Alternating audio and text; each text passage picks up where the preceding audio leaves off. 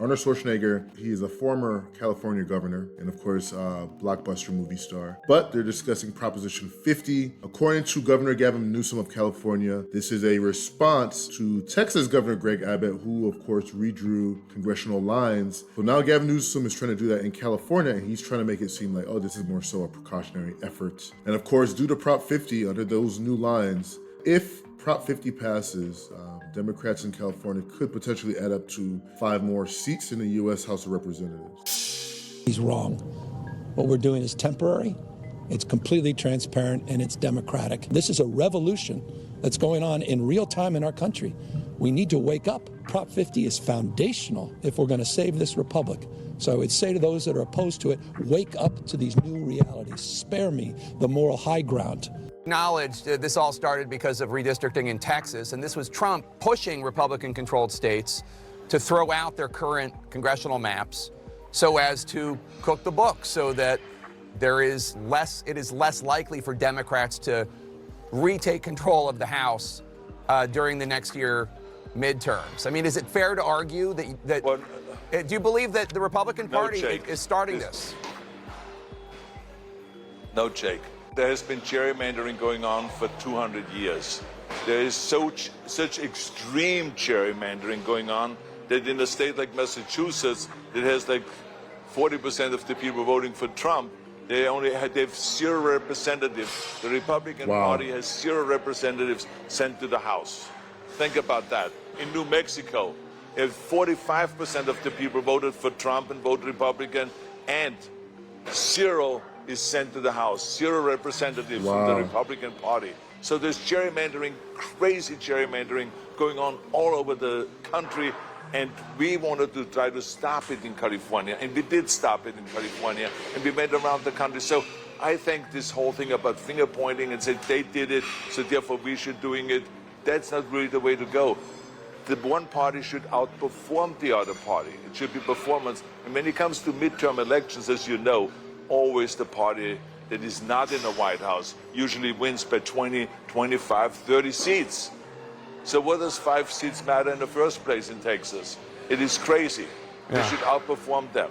That is where the action is. That's absolutely insane. He said in Massachusetts, if 40% of the state votes for Trump, they're voting Republican. Why is it that they have 0 representatives? Because of how these maps are drawn. In a state like New Mexico, with 45% of its residents voting for Donald Trump, why is it that they have 0 representatives? Look, man, you can't play this game of, it's your fault, you did it first, we did it first. He's like, no, this has been going on historically for centuries in our country.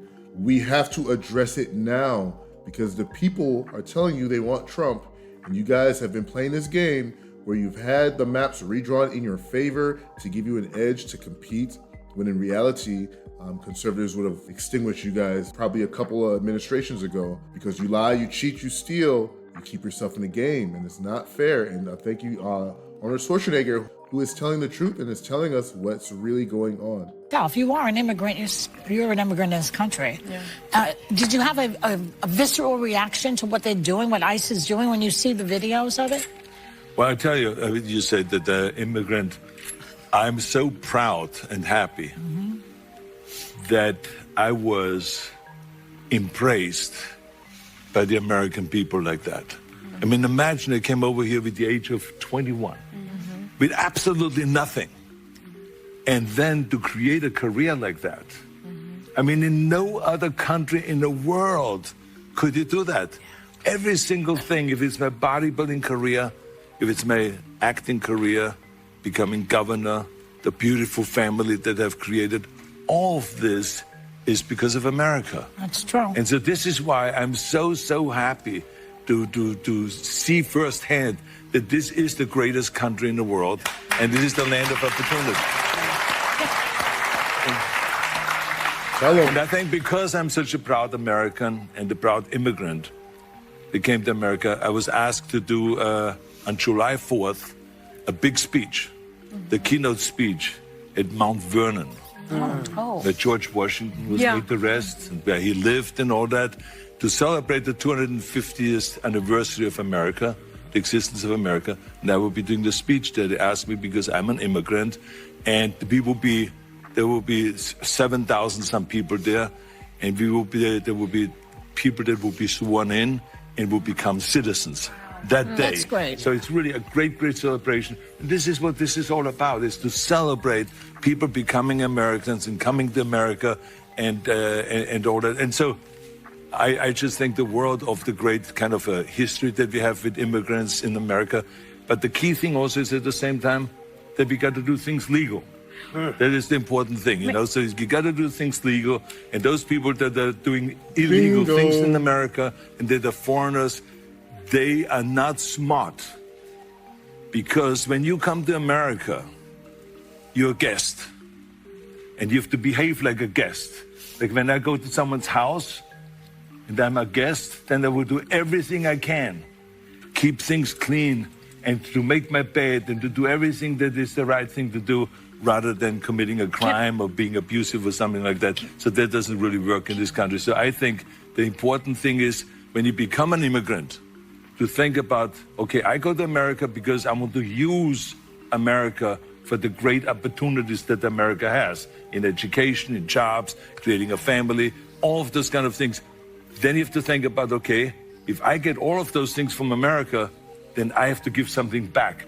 You have a responsibility as an immigrant to give back to America and to pay back to America and to go and do something for your community for no money whatsoever. Give something back to after-school programs, Special Olympics, or whatever it is. Make this country a better place. Arnold, don't forget. Amen. Amazing. Amen. You see how they try to stop him because the direction he was going in, it didn't fit their agenda. They wanted to use that opportunity to, okay, this is the most famous American immigrants, one of the most of all time. They wanted to use that opportunity to get him to condemn Trump, to get him to condemn ICE raids. And look what he said. He said, you have to come here with decorum. You have to carry yourself a specific way. You don't come in here privileged expecting the world to bow down to you. When you come here, this is the land of opportunity. You come here, you work hard, and when you achieve your goals, you are now in a position to give back. Go ahead and give back. You gotta go ahead and reciprocate the great opportunity that you received. Go ahead and give back and bless your community, cultivate the things around you and increase them in value. But that's not what the left wants you to believe. They want you to believe when you get here, we owe you everything. We owe you money. We owe you housing. This is your land, not ours. We bow to you and your whims because it's absolute lunacy. It's so incoherent. Their thought process on the whole immigration process makes no sense. Come here as a guest. Do it the right way. Come here legally. Earn your way into this country the way everybody does. Get in line. Make sure you assimilate into American culture, because in our culture, the law of the land, it comes from the Constitution. That is our point of reference for everything. But of course, leave me your thoughts down below, your comments. That one made me pretty happy. Again, like, comment, subscribe. Deuces.